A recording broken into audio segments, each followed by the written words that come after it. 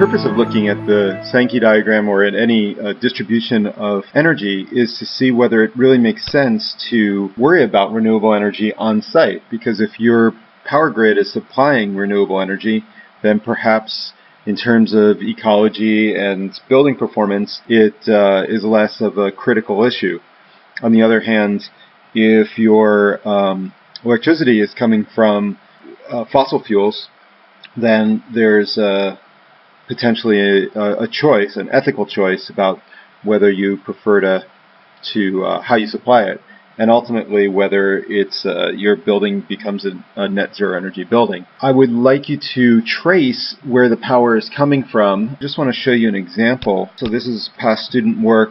They looked at all the different sources that the grid was producing, natural gas, nuclear, hydroelectric, and renewable energy.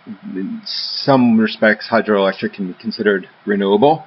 Wind, solar, geothermal, and biomass, and its contribution to the grid, what losses you get, and how it's used on site. So you should start this assignment by looking at the mix of different feedstocks that are used to generate electricity on your grid where your building is located.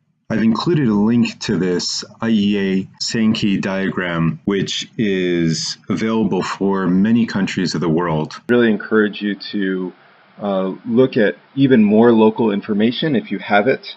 So for instance, in the Bay Area, I wouldn't look at the United States, I'd look at California, and even more specifically at Pacific Gas and Electric, PG&E, where I get my utility bill. And PG&E publishes the mix of fuels or feedstocks that goes into the electricity I have here.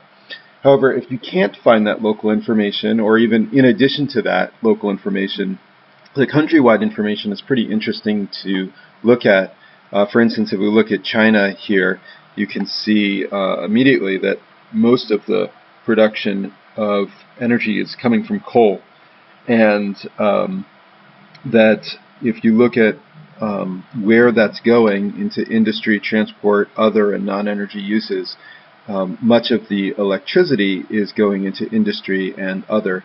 Included in other, by the way, is residential and commercial buildings. If you go to final consumption here, you can see that a little better. On the right-hand side, you can see residential, and if I click on that, it gives me the mix of feedstocks that go into residential. You can see 49% of this is appears to be biofuels and waste,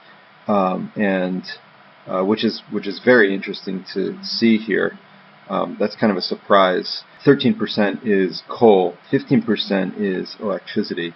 Commerce and public services, if you're looking at a commercial building, this is where you're probably going to look first. 21% is oil and 28% is coal. 34% is electricity, and that electricity is also made up of coal, which you could see from this diagram over here. Interestingly enough, this also will give you a snapshot over time, dating back to 1973, and you can see demand increasing, especially using this time graph to select to view. So I'm going to select the coal flow, and you can see it steadily increasing over time.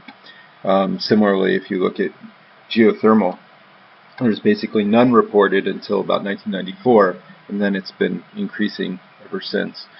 So interesting to look at your country and compare different countries, but if possible, look at something even more local if you can find that resource.